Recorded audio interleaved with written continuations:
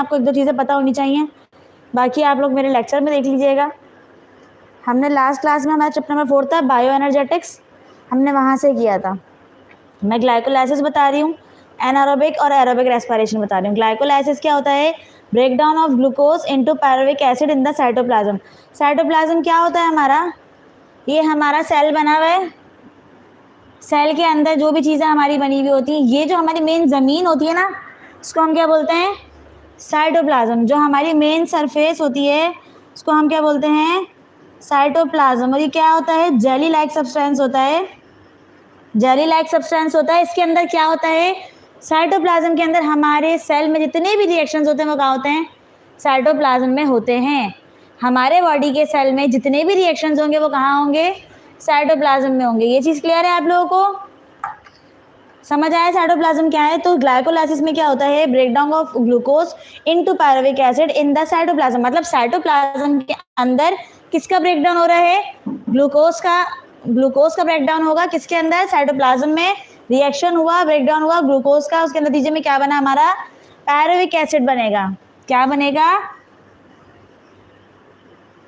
Pyruvic acid, या इसको pyruvate भी बोलते हैं, पायरुवेट भी बोलेंगे। आप लोगों के पास लिखा हुआ है, स्पेलिंग लिखी हुई है, मैं यहाँ मिस्टेक कर सकती हूँ स्पेलिंग में, आप लोगों के पास लिखी हुई है, ठीक है। कैसे होता है? हमारे कार्बन का फॉर्मूला क्या होता है? कार्बन का फॉर्मूला क्या होता है? C6H12O6, यही होता है।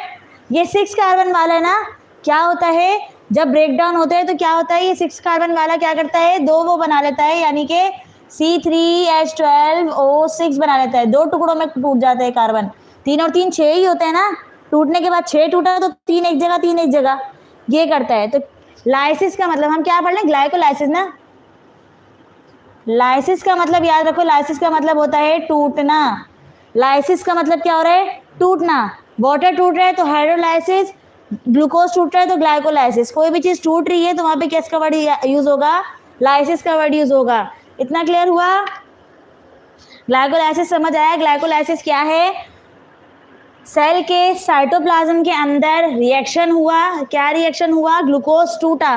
ग्लूकोज का फॉर्मूला होता है C6H12O6।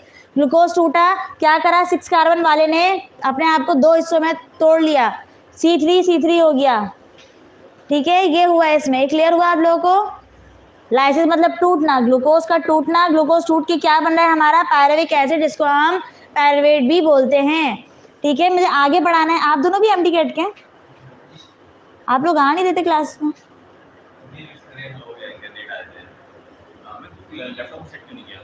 नहीं, ये तो मैं पुराना इन लोगों को बता रही थी, ये लोग आए नहीं था क्लास में। असल में कर्ब साइकिल के लिए इम्पोर्टेंट था। सही, क्या हुआ सर? ये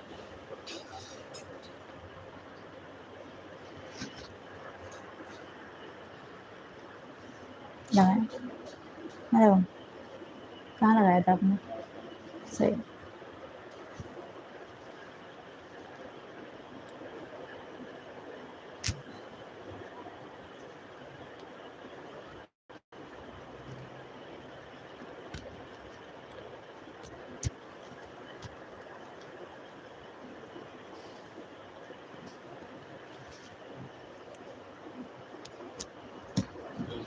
नहीं लग रहा।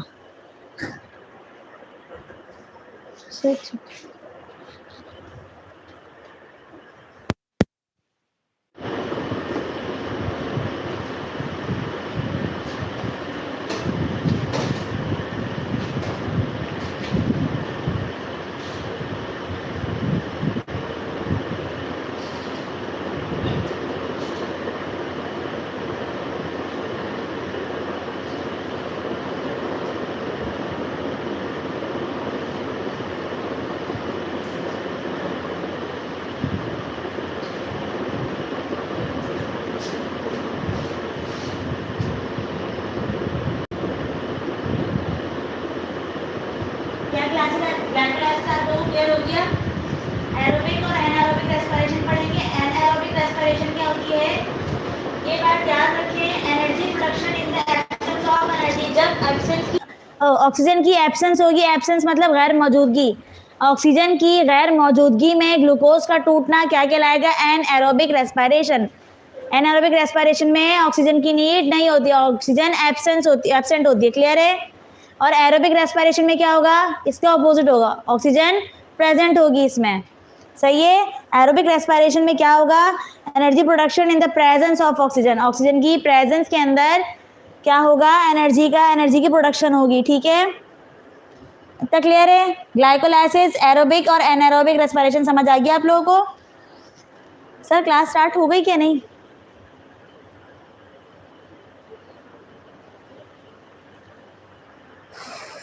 सर्विस आपने स्टार्ट कर दी क्लास? मुझे नहीं मालूम था सर, मैं देखती हूँ सर।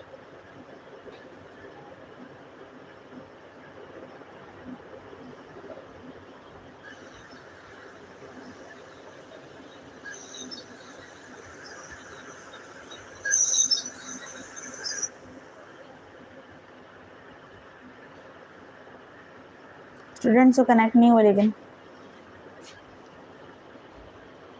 सर कुछ रिमूव नहीं कीजिएगा, सब काम कर।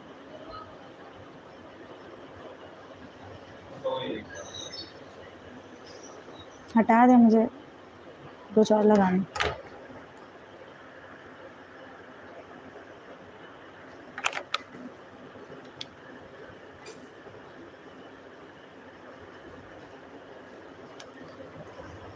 चलो स्टार्ट करते हैं, सही है। अस्सलाम वालेकुम एवरीवन, आप लोगों को भी अस्सलाम वालेकुम, सलाम का जवाब दें। आवाज़ नहीं आई, वेरी गुड। आप लोग भी सलाम का जवाब मुझे मैसेज करें, ठीक है। हमने लास्ट क्लास में चैप्टर हमने पढ़ा था, हमारा लास्ट का रह गया था, तो आज हम कंप्लीट करेंगे। ग्लाइकोलाइसिस हो गया था हमारा, एरोबिक और एनारोबिक रेस्पिरेशन तक हमने कंप्लीट कर लिया था। हमारा कर्ब साइकिल से हम स्टार्ट करेंगे। कहाँ से स्टार्ट करना है हमें? कर्ब साइकिल से।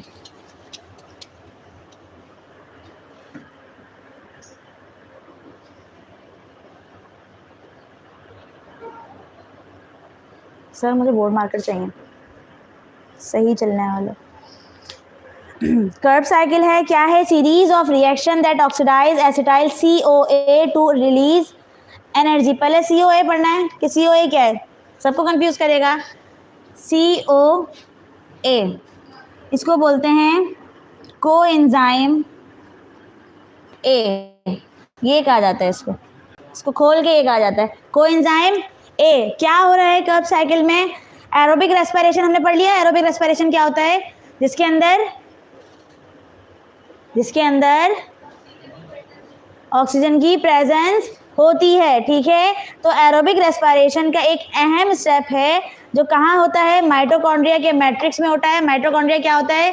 सेल का पावर हाउस होता है, ठीक है। मतलब सेल के पावर हाउस के अंदर ये हमारा एक अहम स्टेप है जो हो रहा है। क्या होता है? ग्लाइकोलाइसिस से बनने वाला, ग्लाइकोलाइसिस हमने पढ़ा, ग्लाइकोलाइसिस से बनने वाला पायरुवेट यानी कि पायरुविक एसिड जो होता है वो पहले किस में कन्वर्ट होता है? Acetyl COA। किस तरह कन्वर्ट होता है ये डिटेल में नहीं जा रही क्योंकि बहुत लंबा और लेंथी टॉपिक है, लेंथी साइकिल है, तो मैं आपको इन शॉर्ट बता रही हूँ। क्या होगा? ग्लाइकोलाइसिस के थ्रू जो हमारा क्या बना था? पायरुवेट एसिड बना था। क्या होगा? वो पहले एसिटाइल COA में कन्वर्ट होगा, बदलेगा, फिर वो इस साइकिल में एंटर होगा। किस साइकिल में? कर्ब साइकिल में एंटर होगा।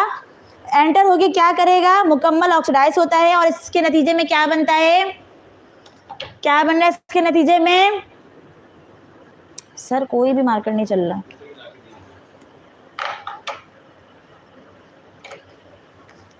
क्या बनेगा इसके नतीजे में?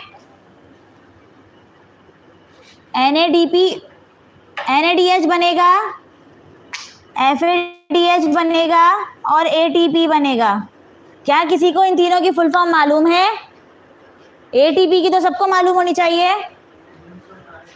हाँ, ATP की फुल फॉर्म बेटा आप लोग भी पार्टिसिपेट करें, आप लोग चाहें तो आगे आगे भी बैठ सकते हैं और आप लोग भी बताएं कि ATP की फुल फॉर्म क्या होती है, FADH और NADH की क्या होती है। ATP की हमारी फुल फॉर्म होती है एडिनोसिन ट्राइफॉस्फेट।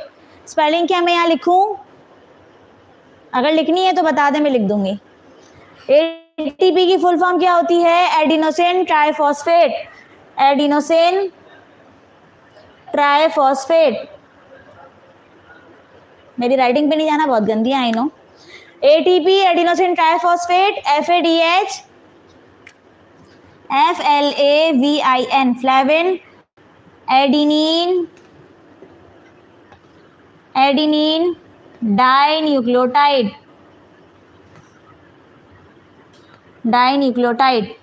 ठीक है। और NADH की क्या होगी? हाँ, नाइकोटाइनामाइड। ये आप लोग अपने नोट्स में लिखे हैं, पेंसिल से लिखे हैं, पेन से लिखे हैं, आप लोगों की मर्जी है, लेकिन एब्रीविएशंस आप लोगों को मालूम होनी चाहिए, ठीक है। मैं बार बार नहीं बताऊंगी।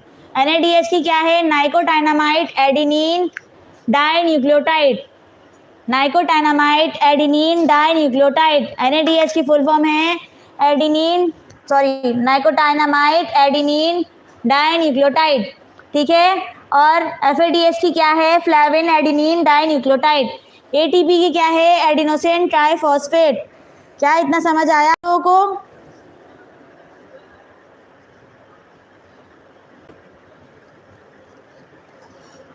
चल रहा है बेटा, मेरा मिनट चल रहा है, आप लोगों के मैसेज भी शो हो रहे हैं, ठीक है। क्या आप लोगों को समझ आया? ऑनलाइन प्लेटफॉर्म आप लोग भी बताएं, आप लोगों को समझ आया? तो क्या हो रहा है हमारे कर्ब साइकिल में?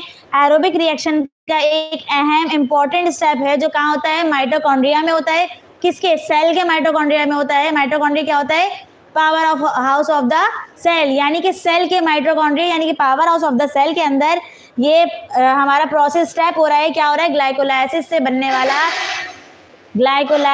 बनने वाला पायरुविक एसिड जो होता है वो पहले किस में कन्वर्ट होता है? कोएसिटाइल में, COA जो लिखा हुआ है ना हमारा, एसिटाइल कोए, ठीक है। एसिटाइल को एंजाइम A के अंदर कन्वर्ट होता है। उसके बाद क्या होता है? उसके बाद वो एंटर होता है कर्ब साइकिल में। कर्ब साइकिल में एंटर होने के बाद मुकम्मल ऑक्सीडाइज होता है। ऑक्सीडाइज होने की सूरत में क्या 3 चीज़ें हमारे पास बन रही हैं? NADH, FADH और ATP, nicotinamide adenine dinucleotide, flavin adenine dinucleotide, adenosine triphosphate, ठीक है। हम सबको पता है NADPH, ये सब तीनों का काम क्या है? एनर्जी बनाना। इनको हम क्या बोलते हैं? एनर्जी मॉलिक्यूल्स बनाते हैं, ठीक है। ग्लूकोज से कन्वर्ट होके ये एनर्जी बन जाते हैं, ठीक है। इनको एनर्जी मॉलिक्यूल्स भी कहते हैं। इतना क्लियर हो गया? समझ आ गया क्या हो रहा है कर्ब साइकिल में? आगे है हमारा इलेक्ट्रॉन ट्रांसपोर्ट चेन। क्या है हमारा? ये लिख लिया आप लोगों ने एब्रीविएशंस? मैं चेक करूंगी नोट्स आप लोगों ने लिखे हैं कि नहीं लिखे। सही है। उसके बाद क्या है हमारा?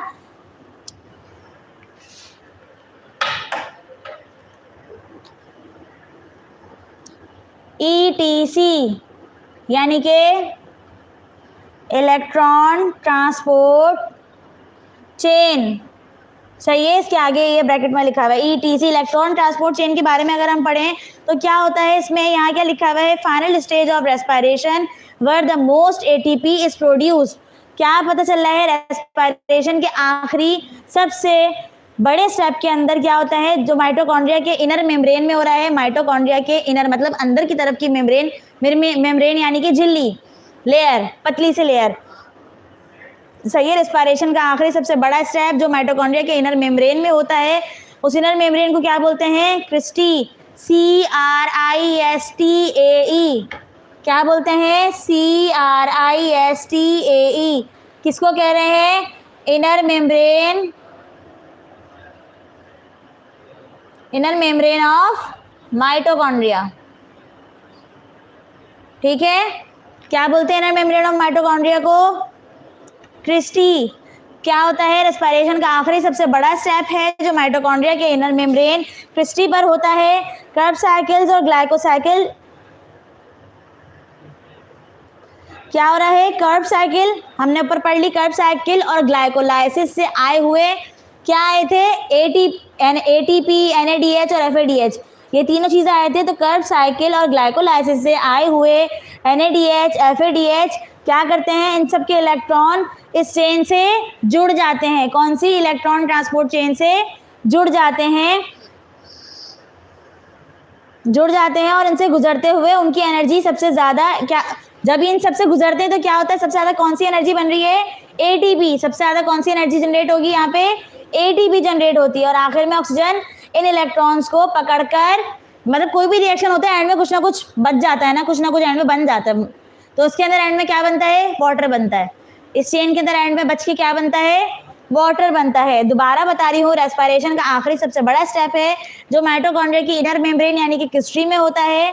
क्या होता है, कर्ब साइकिल और ग्लाइकोलाइसिस से आए हुए NADH और FADH के इलेक्ट्रॉन इस चेन से गुजरते हैं, ठीक है, और इनकी एनर्जी से सबसे ज़्यादा क्या बनता है, किसकी एनर्जी, NADH और FADH की एनर्जी से सबसे ज़्यादा क्या बनेगा, ATP जनरेट होता है। आखिर में क्या होगा, ऑक्सीजन इन इलेक्ट्रॉन्स को पकड़कर पानी यानी कि H2O बना देगी, ठीक है।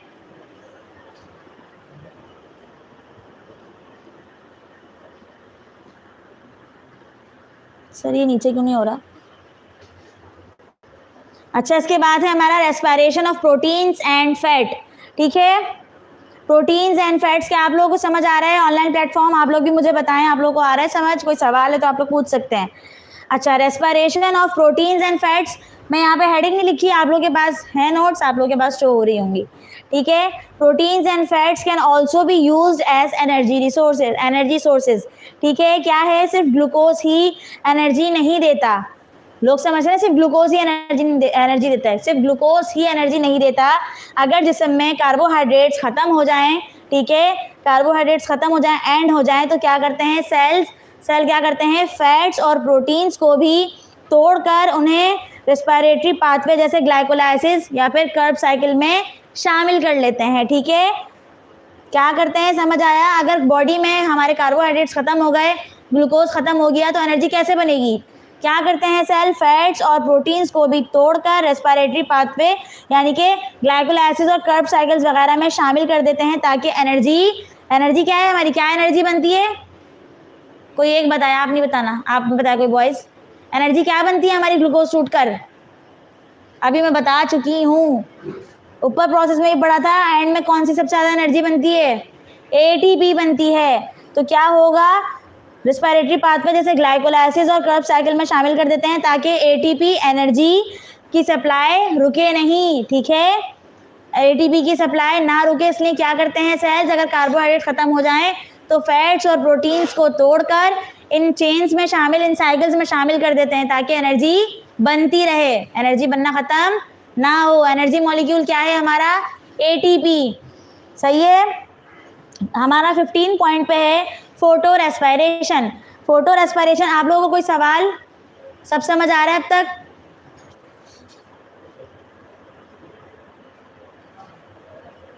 Very good. आप लोगों का भी कोई सवाल हो तो ऑनलाइन प्लेटफॉर्म आप लोग मुझसे पूछ सकते हैं। अच्छा, फोटो रेस्पिरेशन पे अगर हम आए तो process in which Rubisco uses energy instead of carbon dioxide. ये रुबिस्को आप लोगों को समझ नहीं आएगा तो मैं यहाँ लिख देती हूँ।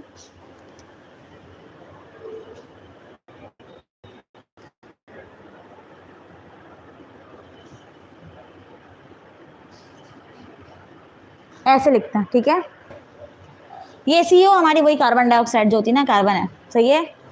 क्या हो रहा है यहाँ पे, फोटो रेस्पिरेशन, ये थोड़ा तहम्मुल से समझना, नीचे जाते जाते समझ आ जाएगा और पॉइंट्स पे जाते जाते। क्या हो रहा है इस प्रोसेस में, ये पौधों के लिए यानी कि प्लांट्स के लिए एक नुकसानदेह, फायदेमंद नहीं है, हार्मफुल है, ठीक है, पौधों के लिए एक नुकसानदेह वेस्टफुल प्रोसेस है। क्या होता है, गर्मियों में जब स्टोमेटा सबको पता है, लीव्स के अंदर सुराख होते छोटे छोटे से, जो हम बहुत करीब घुसेड़ के देखो तो फिर नजर आते हैं, छोटे छोटे सुराख होते हैं, इससे वो लोग अपना सांस लेना, पानी लेना, ये सब करते हैं। शबनम कैसे आ जाती है, सुराखों से ही कुछ ना कुछ निकल आता है ना। फोटो रेस्पिरेशन, वो कैसे खाना ले रहे हैं, कैसे खाना बना रहे हैं, फोटो रेस्पिरेशन होती है, उनके स्टोमेटा खुले हुए होते हैं। खैर, हम अपनी बात पे आते हैं, ये पौधों के लिए एक हार्मफुल प्रोसेस है। गर्मियों में जब स्टोमेटा बंद होते हैं तो क्या होता है, हमारी जो लीव्स होती हैं, लीव्स के अंदर ऑक्सीजन बढ़ जाती है। क्या होता है, लीव्स के अंदर ऑक्सीजन बढ़ जाती है, इंक्रीज हो जाती है। ऐसे में क्या होता है, रुबिस्को एंजाइम्स CO2 के बजाय ऑक्सीजन को पकड़कर रिएक्शन शुरू कर देता है। रुबिस्को एंजाइम क्या करता है, CO2 के बजाय, पौधों में ऑक्सीजन किससे, पौधों में रिएक्शन कौन से उससे होता है, कार्बन डाइऑक्साइड से होता है। पौधों के लिए फायदेमंद क्या है, CO2 या O2, CO2। तो यहाँ पे नुकसान हो रहा है, गौर से सुने। रुबिस्को एंजाइम क्या करता है, CO2 के बजाय ऑक्सीजन को पकड़कर रिएक्शन शुरू कर देता है, जिससे क्या होता है, पौधों की फिक्स की हुई कार्बन ज़ाया हो जाती है और ATP या ग्लूकोज नहीं बनता। बात क्लियर हुई? रुबिस्को एंजाइम क्या कर रहा है, कार्बन डाइऑक्साइड के बजाय ऑक्सीजन को पकड़ के रिएक्शन शुरू कर देता है, जिससे क्या होता है, पौधों की फिक्स की हुई कार्बन डाइऑक्साइड ज़ाया हो जाती है और एटीपी और ग्लूकोज नहीं बनता, यानी कि एनर्जी नहीं बनती। ठीक है, क्लियर हो गया? फोटो रेस्पिरेशन में क्या हो रहा है, रुबिस्को एंजाइम क्या करता है, कार्बन डाइऑक्साइड के बजाय CO2 को पकड़ के रिएक्शन शुरू कर देता है, जिससे क्या होता है, पौधों की फिक्स की हुई कार्बन डाइऑक्साइड ज़ाया हो जाती है और इसके नतीजे में क्या होता है, एटीपी यानी कि ग्लूकोज नहीं बनता। क्लियर? फोटो रेस्पिरेशन क्लियर हो गया? Evolution of photorespiration, next point पे आ गए हम। क्या हो रहा है, photorespiration evolve due to increasing atmospheric oxygen levels. अच्छा, अब हम बात करें इवोल्यूशनरी हिस्ट्री, यानी कि पुराने ज़माने की बात हो रही है। पुराने ज़माने में जब रुबिस्को एंजाइम बना था तो क्या करता था, तब ज़मीन के माहौल में ऑक्सीजन कम और CO2 ज़्यादा थी। ठीक है, नहीं मैंने उल्टा तो नहीं बोल दिया, हाँ, ऑक्सीजन बहुत कम थी और कार्बन डाइऑक्साइड हमारी ज़्यादा थी, ज़्यादा मिकदार में थी और ऑक्सीजन कम मिकदार में थी। इसलिए रुबिस्को को CO2 और O2 में फ़र्क नहीं पता था। ठीक है, क्योंकि जाहिर सी बात है, जब वहाँ पे CO2 ज़्यादा थी वो तो मिला ही नहीं था O2 से। ठीक है, शबाना से मिला था, रिजवाना से नहीं मिला था। सही है, ये हुआ था। क्या हुआ, वो O2 से मिला था, हाँ CO2 से मिला था, यानी कि कार्बन डाइऑक्साइड से मिला था और O2 से नहीं मिला था। तो क्या हुआ, जब हाँ उसको CO2 और O2 में फ़र्क नहीं पता था, तो क्या हुआ, जब हमारा वक्त के साथ साथ क्या हुआ, हवा में ऑक्सीजन बढ़ने लगी। ठीक है, ऑक्सीजन हवा में बढ़ने लगी तो क्या हुआ, रुबिस्को इसकी कमी की वजह से फोटो रेस्पिरेशन का प्रोसेस खुद क्या हुआ है, प्रोसेस सिर्फ ये हुआ है, रुबिस्को को CO2 और O2 में फ़र्क नहीं पता था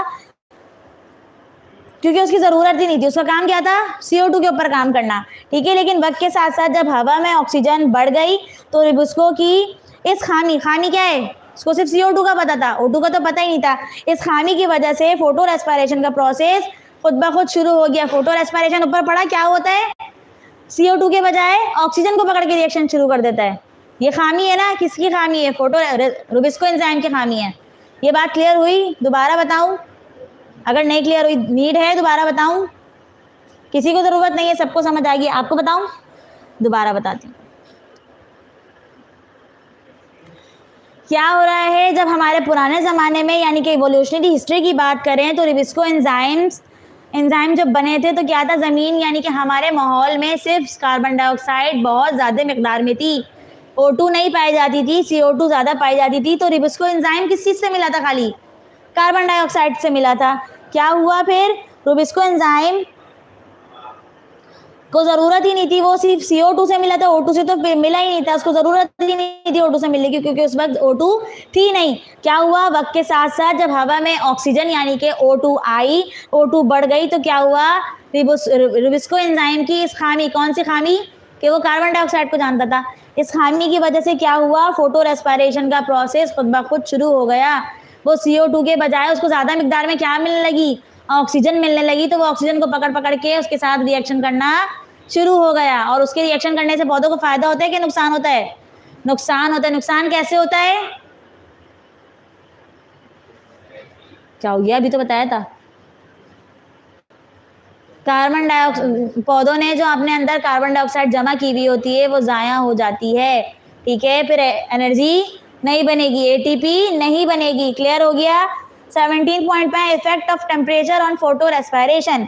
higher temperature increase the rates of photorespiration. क्या हो रहा है, जैसे जैसे गर्मी यानी कि टेम्परेचर बढ़ता जा रहा है, रुबिस्को एंजाइम की ऑक्सीजन के लिए अट्रैक्शन बढ़ती जा रही है। ठीक है, क्या होगा, जब स्टोमेटा बंद होंगे, ऑक्सीजन मिल रही होगी ना उसको, ऑक्सीजन को पकड़ के वो रिएक्शन करता रहेगा। तो जब गर्मी बढ़ रही है, टेम्परेचर बढ़ रहा है तो क्या होगा, रुबिस्को एंजाइम की ऑक्सीजन के लिए अट्रैक्शन मज़ीद बढ़ जाएगी और पौधे पानी बचाने के लिए स्टोमेटा बंद कर लेते हैं, जिसमें क्या होता है, ऑक्सीजन अंदर जमा हो जाती है। इसलिए हाई टेम्परेचर पर फोटो रेस्पिरेशन का रेट बहुत ज़्यादा बढ़ जाता है। क्या होता है, जब स्टोमेटा बंद कर लेते हैं, स्टोमेटा बंद हो जाते हैं, क्या होता है, प्लांट्स के अंदर ऑक्सीजन जमा हो जाती है। इससे क्या होगा, रुबिस्को एंजाइम किसको ज़्यादा पकड़ लें, ऑक्सीजन को ही पकड़ लेना, पौधों के अंदर उनको ऑक्सीजन ज़्यादा मिल रही है स्टोमेटा बंद करने पे, तो क्या होगा, वो सारी ऑक्सीजन को भी यूज़ कर लेंगे। प्लांट्स को फ़ायदा हुआ कि नुकसान हुआ? नुकसान हुआ। सारी वो ऑक्सीजन यूज़ कर लेंगे तो क्या होगा, तेज़ गर्मी यानी कि हाई टेम्परेचर में फोटो रेस्पिरेशन का रेट बढ़ गया। फोटो रेस्पिरेशन हो रही है ज़्यादा गर्मी के अंदर, जब टेम्परेचर ज़्यादा हो रहा है तो फोटो रेस्पिरेशन भी ज़्यादा होती है। ठीक है, रुबिस्को एंजाइम की अट्रैक्शन ऑक्सीजन से ज़्यादा बढ़ जाती है। अब हम C4 साइकिल पे आए, हमारा नेक्स्ट वो है bullet point C4 cycle adaptation that minimises photo respiration bye concentrating carbon dioxide. कुछ पौधों में जैसे कि हमारा मकई, कॉर्न हो गया, हमारा शुगर केन हो गया, गन्ना हो गया, इन्होंने क्या किया, फोटो रेस्पिरेशन से बचने के लिए, यानी कि वो नहीं चाहते थे कि उनकी कार्बन डाइऑक्साइड खराब करके वो ऑक्सीजन को पकड़ के रिएक्शन शुरू कर दे, कार्बन डाइऑक्साइड के बजाय वो ऑक्सीजन के साथ रिएक्शन शुरू करें, ये लोग नहीं चाहते थे। कौन लोग? शुगर केन और ये सब कॉर्न वगैरह, ये नहीं चाहते थे। तो इन्होंने क्या किया, इन्होंने एक तरीका निकाला, C4 साइकिल कहते हैं उस तरीके को। क्या होता है इसके अंदर, ये पौधे क्या करते हैं, अपनी एनाटॉमी बदल लेते हैं, यानी कि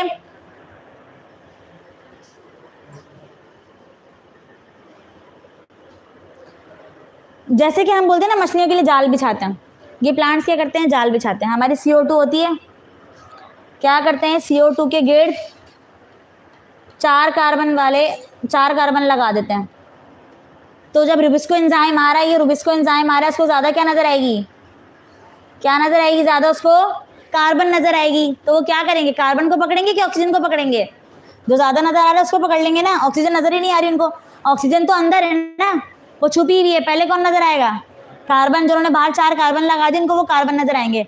तो क्या करते हैं, ये क्या बताई थी मैं, हाँ, ये जो प्लांट्स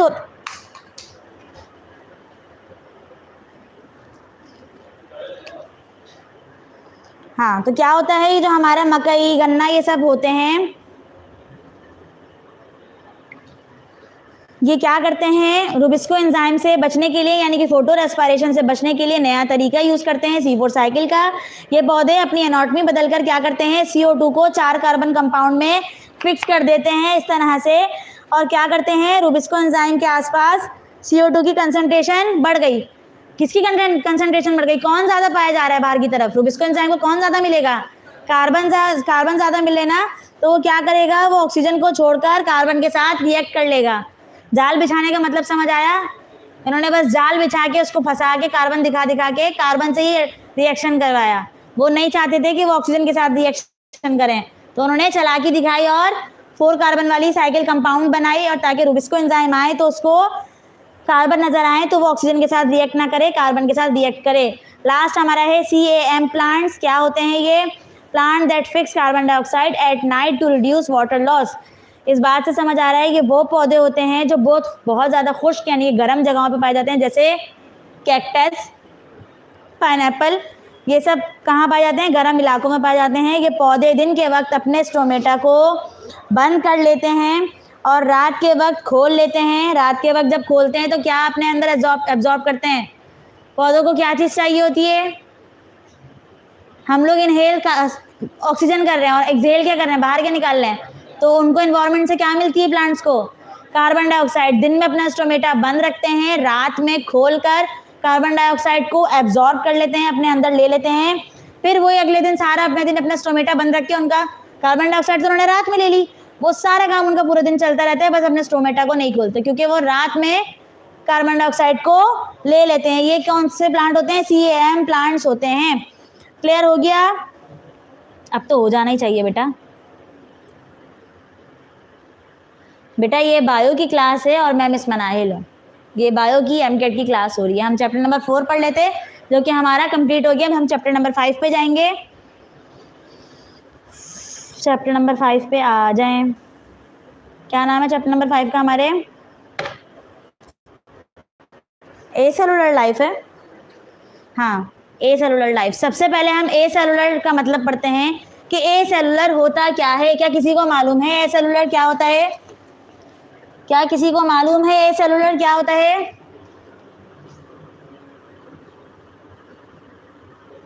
ए का मतलब क्या होता है, एब्सेंट या एब्सेंस, ठीक है। ए मतलब नहीं होगा, एब्सेंट होगा, एब्सेंस होगी। सेलुलर का मतलब पता चल रहा है कि किसी सेल की बात हो रही है, पता चला क्या बात हो रही है। ए सेलुलर मतलब एब्सेंस ऑफ सेल। बेटा क्यों इतनी मुस्कुराहट आ रही है, मुझे भी बताएं, मैं भी हंसूंगी, मैं भी खुश होंगी। क्या बात है, मुझे भी बताएं। मुझ पे ऐसी आ रही है, फिर किस पे ऐसी आ रही है? किसी पे भी नहीं आ रही, तो फिर हंसो भी नहीं। खैर, मतलब हंसना चाहिए ना, सब हंसें, सब मिलके खुश हों। ए सेलुलर हमें समझ आ गया, यानी कि absent of cells, absence of cell. Acellular का मतलब है विदाउट सेल, यानी कि ऐसे लिविंग फॉर्म्स, ऐसे लिविंग सेल्स जिनके, ऐसे लिविंग ऑर्गेनिज्म जिनके अंदर सेल नहीं बनी होती। जैसे इंसान, प्लांट्स और बैक्टीरिया सबके अंदर सेल बने होते हैं, लेकिन कुछ चीज़ें ऐसी होती हैं जिनमें सेल्स नहीं होते। वो चीज़ें क्या होती हैं? वायरस हो गया हमारा, हमारे प्रियॉन्स हो गए, और हमारे, ये प्रॉन्स नहीं लिखा मैंने, ठीक है, कहीं प्रॉन्स समझो, और हमारे वायरॉइड्स होते हैं, ठीक है। ये 3 चीज़ें होती हैं जिनके अंदर सेल नहीं बने होते हैं, ठीक है। ये अपनी लाइफ एक्टिविटीज़, ज़िंदगी की जो एक्टिविटीज़ होती हैं वो खुद परफॉर्म नहीं कर सकते। इन्हें ज़िंदा रहने के लिए अपनी कॉपीज़ बनानी पड़ती हैं, ठीक है, रेप्लिकेशन करनी पड़ती है, एक से ज़्यादा बनानी, अपनी कॉपीज़ बनानी पड़ती हैं। कॉपीज़ बनाने के लिए क्या करना पड़ेगा? उनको किसी लिविंग ऑर्गेनिज्म की ज़रूरत पड़ेगी। लिविंग ऑर्गेनिज्म कौन है? हम हैं। हमें क्या बनाते हैं? हम क्या कहलाएंगे? होस्ट सेल कहलाएंगे। हम क्या कहलाएंगे? ह्यूमन्स क्या कहलाएंगे? सॉरी बेटा, मेरा मार्कर नहीं चल रहा। हम लोग क्या कहलाएंगे? Host cell. हम कौन है? होस्ट सेल हैं। और वो क्या है? वायरस, बैक्टीरिया जो भी है, उनको अपनी कॉपीज़ बनाने के लिए हमारी नीड पड़ेगी। हमारे अंदर घुस के वो अपनी कॉपीज़ रेप्लिकेट करेंगे, कॉपीज़ बनाएंगे, और फिर वो सर्वाइव कर पाएंगे। जब तक ये चीज़ें बाहर हैं, वायरस वगैरह, ये किसी काम की नहीं है, बिल्कुल बेकार है, बिल्कुल नकारा है। इनको हमारी नीड पड़ती है, हमारे अंदर जाते हैं, रेप्लिकेट करके बीमारी को फैलाते हैं, हमारे अंदर ही ये सर्वाइव कर पाते हैं। बाहर सर्वाइव ऐसे नहीं कर पाते। बाहर इनकी कोई मूवमेंट नहीं होती, जितनी मूवमेंट होती है, जितनी हरकत करेंगे, ये हमारे अंदर जाके करते हैं, ठीक है। सेकेंड हमारा क्या है? वायरस। वायरस क्या है? ए सेलुलर इन्फेक्शन है, ठीक है। ए सेलुलर हमने पढ़ लिया। ए सेलुलर क्या होता है? वायरस हमारा ए सेलुलर होता है, जिसके अंदर सेल नहीं होते, सेल एब्सेंट होते हैं। Acellular infectious practice particle showing both living and non living characteristics.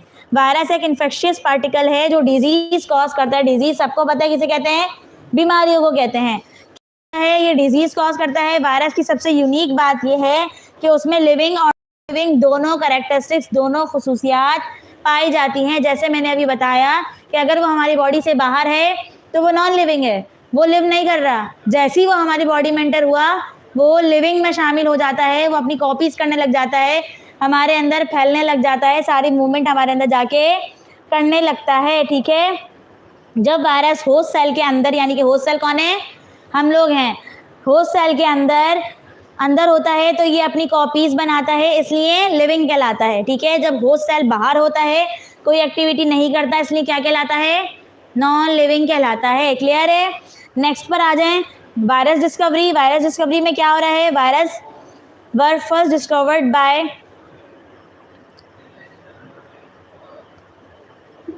Dmitry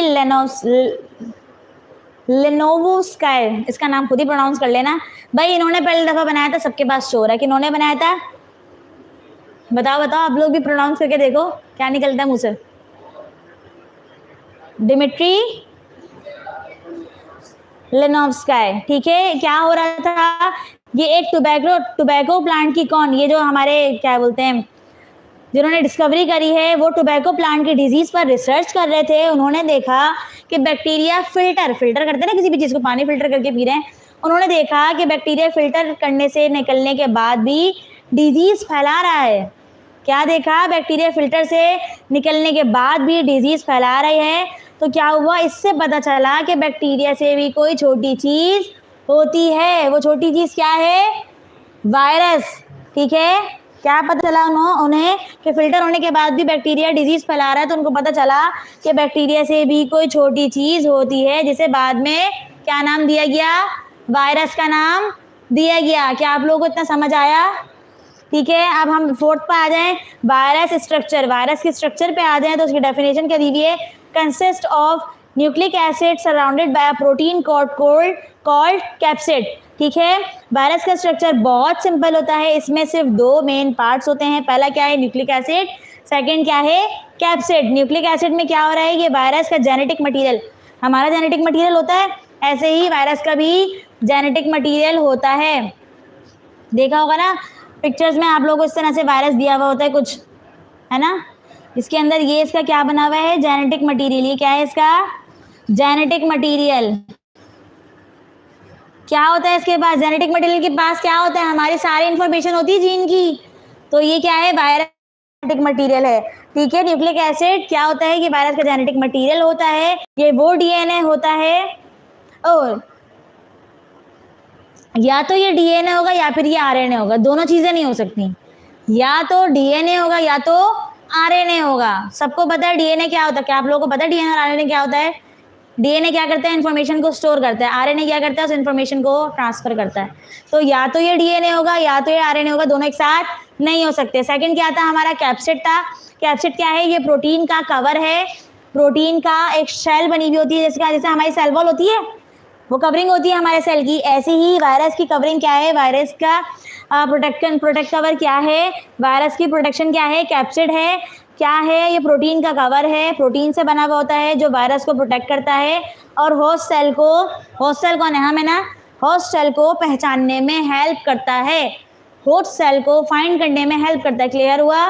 nucleic acid क्या है, वायरस का जेनेटिक मटीरियल है, और या तो ये डीएनए होगा या फिर ये आरएनए होगा, दोनों एक टाइम पे मौजूद नहीं हो सकते। ठीक है, कैप्सिड है, क्या है, प्रोटीन की कवरिंग है, प्रोटीन से बनी हुई कवरिंग है जो वायरस को प्रोटेक्ट करता है और होस्ट सेल को पहचानने में हेल्प करता है।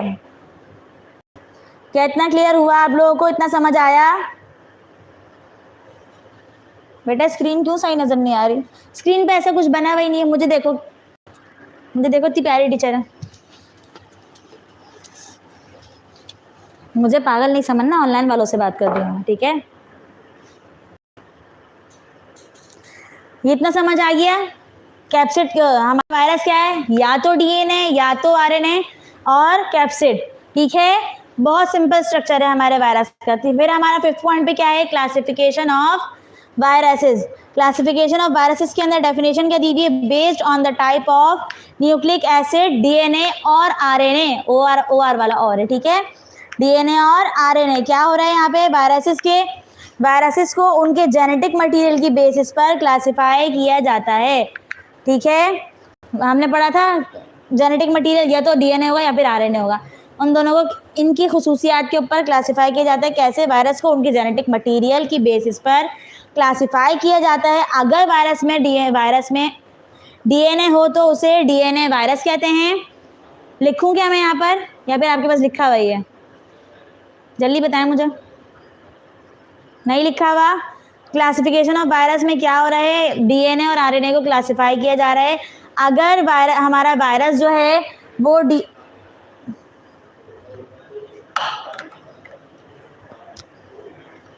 अगर हमारा वायरस डीएनए वाला है तो हम इसको क्या बोलेंगे, डीएनए वायरस। और अगर आरएनए का है तो उसको क्या बोलेंगे, हम आरएनए वायरस बोलेंगे। ठीक है, क्लासिफाई किया जा रहा है डीएनए और आरएनए की बेसिस पे। अगर डीएनए तो डीएनए वायरस, आरएनए तो आरएनए वायरस कहलाएगा। ठीक है, आगे हमारे 6 पॉइंट पर आए, पैरासाइटिक नेचर ऑफ वायरसेस। क्या हो रहा है, virus are obligate intracellular parasites. क्या हो रहा है यहाँ पे, ऑब्लिगेट का मतलब है, बेटा मुझे मार्कर ला के तो चल रहे हैं।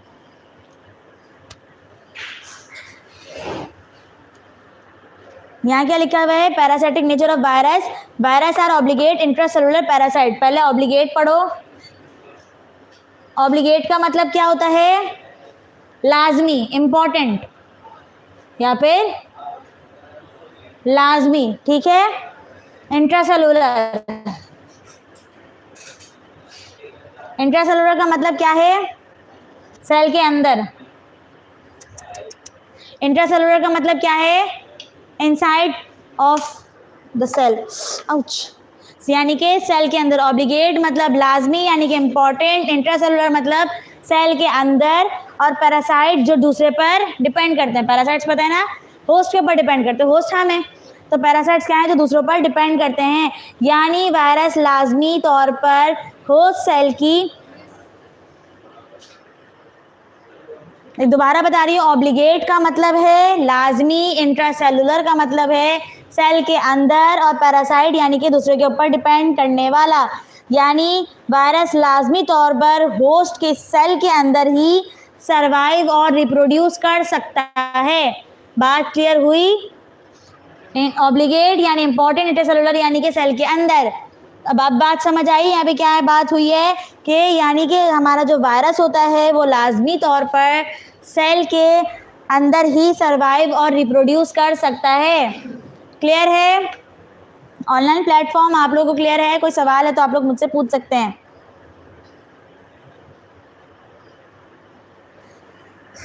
आगे बढ़ते हैं। Virus survival in the host cell. Virus survival in the host cell के अंदर हम क्या पढ़ेंगे? Virus are the host cells machinery for replication. क्या हो रहा है? वायरस के पास अपनी कोई मशीनरी नहीं होती, ठीक है?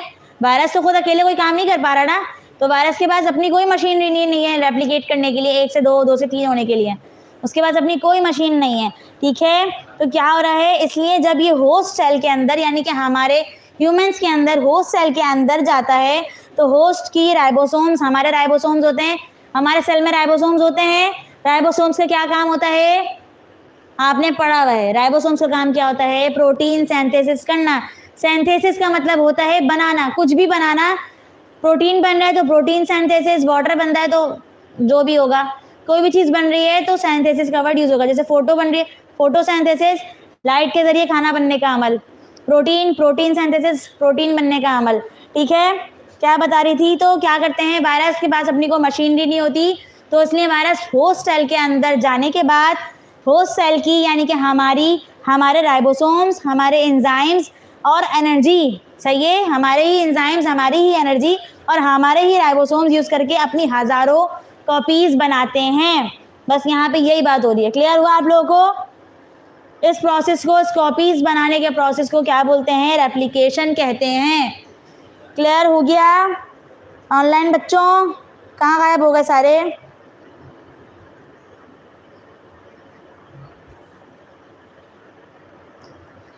अच्छा जी।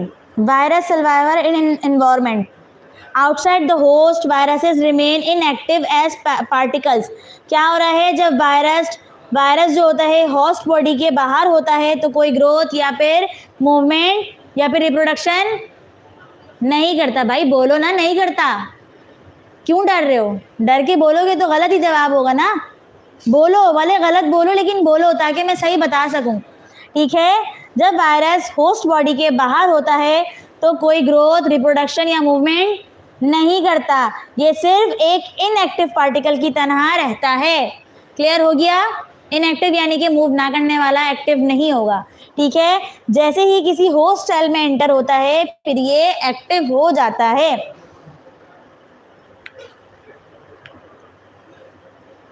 बैक्टीरियोफेज पे अगर हम आए तो बैक्टीरियोफेज क्या है? A virus that infects bacteria.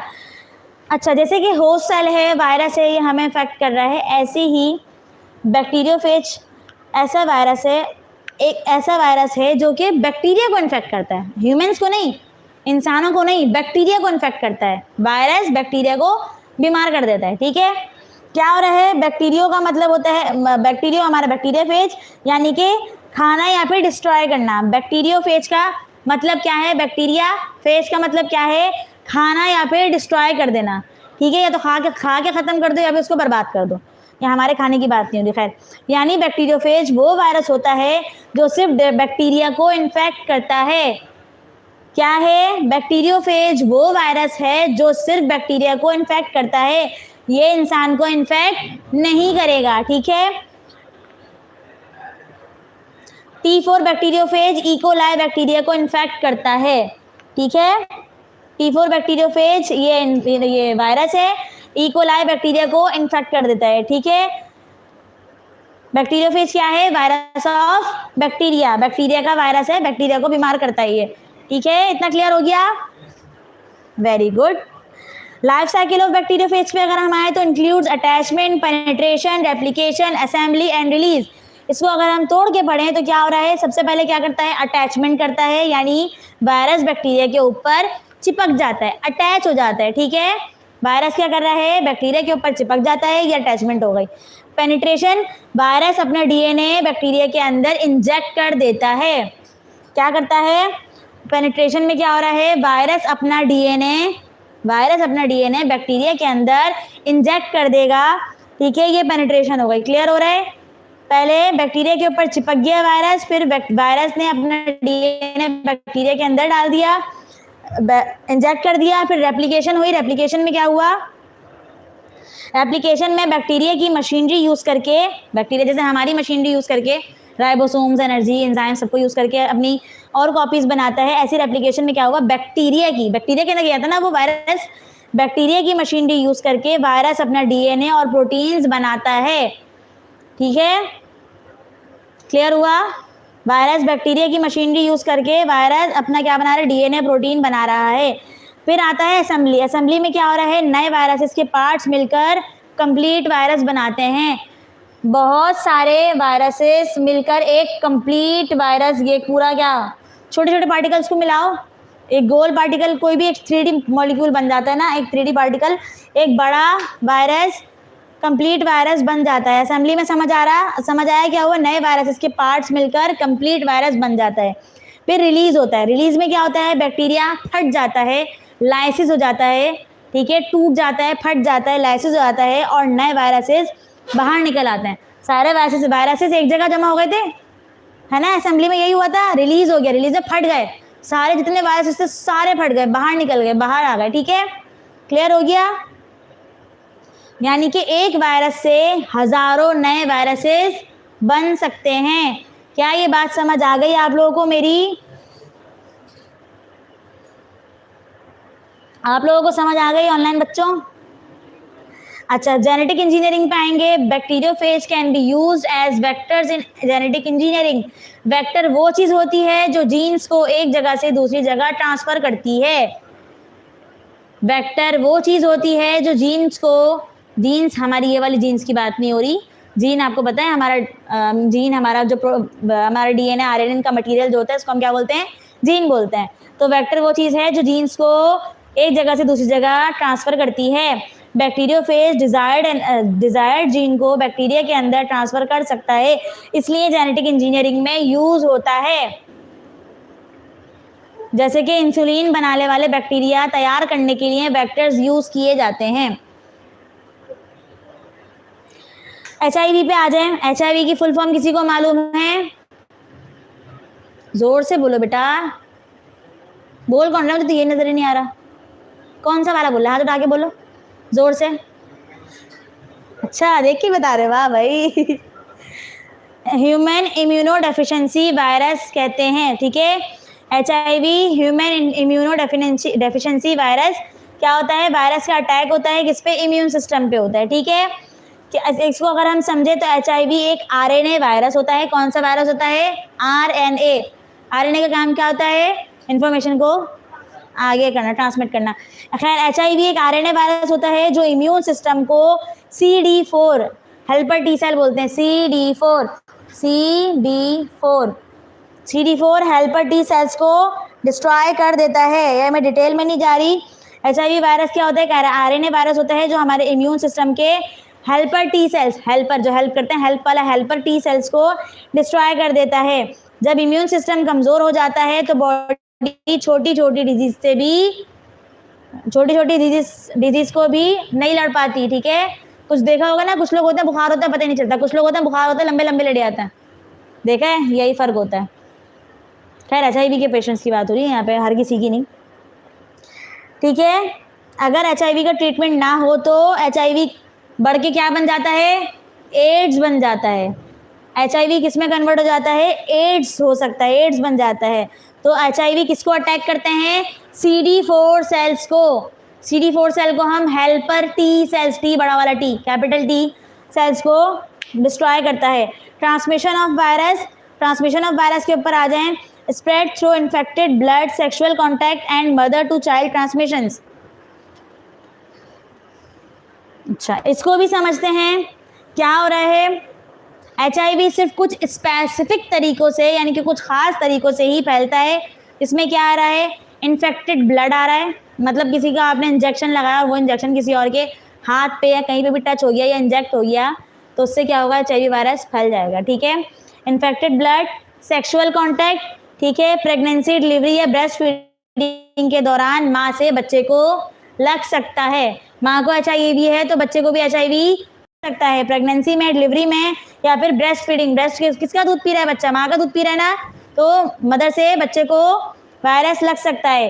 एक इम्पॉर्टेंट बात सुन लें कि HIV वायरस गले मिलने यानी कि हक करने से, हैंडशेक करने से, खाना शेयर करने से या फिर मच्छर ने आपको काटा फिर आके मुझे काट लिया तो उससे नहीं फैलेगा। ठीक है, बहुत से लोग ये समझते हैं कि इन छोटी छोटी चीज़ों से HIV फैल जाता है। नहीं, HIV बहुत स्पेसिफिक चीज़ों से फैल सकता है जो मैंने आपको बता दी हैं। कंट्रोल ऑफ HIV के ऊपर अगर हम आए, prevention through the safe practices and screening of blood products. HIV से बचने के लिए स्क्रीन किया हुआ ब्लड यूज़ करें, सिरिंज या निडल शेयर ना करें, सेफ प्रैक्टिसेस को फॉलो करें। ठीक है, सेक्सुअल कॉन्टैक्ट के लिए सेफ प्रैक्टिसेस को यूज़ करें। ठीक है, डिजीज़ के ऊपर अगर हम आ जाएं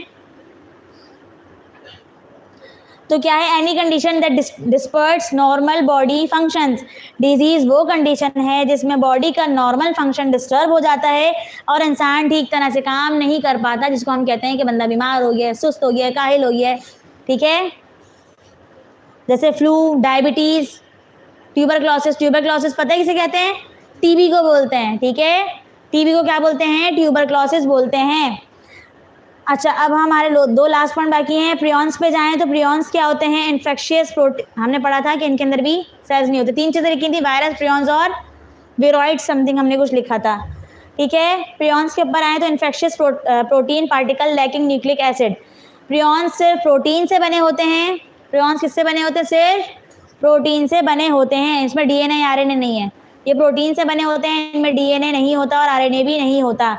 ये ब्रेन डिजीज़ कॉज करते हैं। प्रियॉन्स कौन सी डिजीज़ कॉज करते हैं, ब्रेन डिजीज़ को कॉज करते हैं। इतना क्लियर हो गया।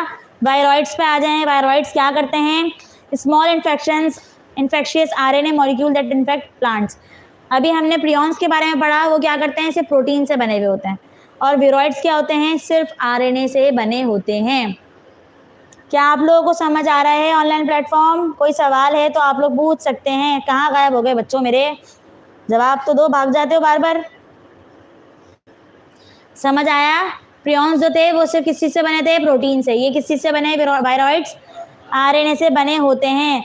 बहुत छोटे होते हैं, बहुत छोटे इन्फेक्शन पार्टिकल्स होते हैं और ये सिर्फ RNA पर मुश्तमिल होते हैं। और ये किसको इन्फेक्ट करते हैं, प्लांट्स को इन्फेक्ट करते हैं। किसको इन्फेक्ट करते हैं, प्लांट्स को इन्फेक्ट करते हैं। इसमें कैप्सिड भी नहीं होता। ठीक है, जब प्रोटीन नहीं है तो उसमें कैप्सिड भी नहीं होगा। कैप्सिड को कौन प्रोटेक्ट कर रहा था, प्रोटीन से बनकर ना, या तो प्रोटीन ही नहीं है, कैप्सिड भी नहीं है। ठीक है, इसमें सिर्फ RNA होता है। क्लियर हो गया? जल्दी से चैप्टर नंबर 6 पे आओ, जल्दी से चैप्टर नंबर 6 पे आ जाओ। चैप्टर नंबर 6 का नाम क्या है बेटा, प्रोकैरियोट्स।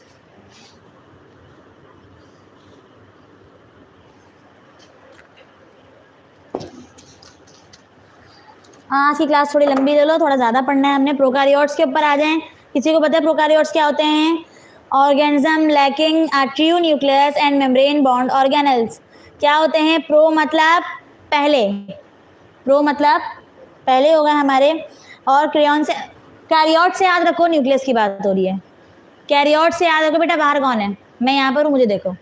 कैरियोट से याद रखो, कैरियोटिक से याद रखो, किसकी बात हो रही है, न्यूक्लियस की बात हो रही है। प्रोकैरियोट्स वो ऑर्गेनिज्म होते हैं जिनमें ट्रू न्यूक्लियस नहीं होता। ये हमारा सेल है, सेल के अंदर न्यूक्लियस बना हुआ होता है, इनमें ये ट्रू न्यूक्लियस नहीं होता। ठीक है, इनमें ये ट्रू न्यूक्लियस मौजूद नहीं होता। हमारे न्यूक्लियस के अंदर हमारा सारा DNA मटेरियल मौजूद होता है ना, हमारे जीन्स होती हैं यहाँ पे। तो इनमें प्रोकैरियोट्स में ये DNA, ये न्यूक्लियस नहीं बना हुआ होता, न्यूक्लियस एब्सेंट होता है। नो ट्रू न्यूक्लियस, इनके अंदर न्यूक्लियस नहीं होगा। तो क्या होगा, हमारा इनके अंदर सारा DNA मटेरियल ऐसी सेल के अंदर डिस्पर्स्ड होता है, DNA के अंदर फैला हुआ होता है, इनके अंदर न्यूक्लियस नहीं होता। ये ऑन क्यों नहीं हुआ सर? बुला के लाना बेटा कोई।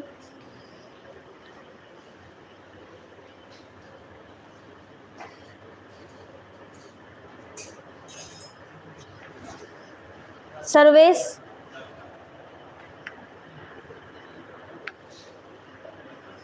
प्रोजेक्टर बंद हो गया। यस सर, मुझे थोड़ा सा पढ़ाना और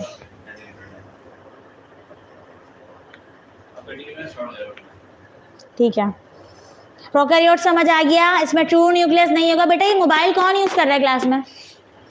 नोट्स में देखें, मैं जो चीज़ बता रही हूँ वो लिखें। प्रोकैरियोट्स में ट्रू न्यूक्लियस नहीं होगा, ठीक है। इनके अंदर क्या होगा, जब न्यूक्लियस नहीं है तो इनका सारा जेनेटिक मटेरियल सेल के अंदर डिस्पर्स्ड होगा, फैला हुआ होगा, ठीक है, जमा एक जगह कोने में नहीं होगा। क्लियर हो गया इतना आप लोगों को? और उसमें जो एंड में लिखा हुआ है एंड मेम्ब्रेन बॉन्ड ऑर्गेनल्स, क्या होगा, इनमें मेम्ब्रेन बॉन्ड ऑर्गेनल्स भी नहीं होंगे। मेम्ब्रेन बॉन्ड ऑर्गेनल्स क्या होते हैं? छोटे छोटे से वर्कर्स होते हैं, जैसे कौन? माइटोकॉन्ड्रिया, गोल्जी बॉडीज और एंडोप्लाज्मिक रेटिकुलम। ये सारे क्या हैं? छोटे छोटे वर्कर्स हैं जो काम कर रहे होते हैं किसके अंदर? साइटोप्लाज्म के अंदर। सब सेल के अंदर काम कर रहे होते हैं। साइटोप्लाज्म कहाँ है? सेल के अंदर ही है ना। सेल के अंदर साइटोप्लाज्म है, साइटोप्लाज्म के अंदर ही छोटे छोटे वर्कर्स जिनको हम मेम्ब्रेन बॉन्ड ऑर्गेनल्स बोलते हैं कि पाए जाते हैं। तो वो प्रोकैरियोट्स में नहीं पाए जाते। इसमें ट्रू न्यूक्लियस भी नहीं होगा और इसके अंदर ये छोटे छोटे वर्कर्स भी नहीं होंगे। छोटे वर्कर कौन है? हमारा गोल्जी बॉडी, माइटोकॉन्ड्रिया और एंडोप्लाज्मिक रेटिकुलम, ये सारी चीज़ें भी इसमें नहीं पाई जाएंगी, ठीक है। ये बहुत ही सिंपल और छोटे छोटे सेल्स होते हैं। क्लियर हो गया?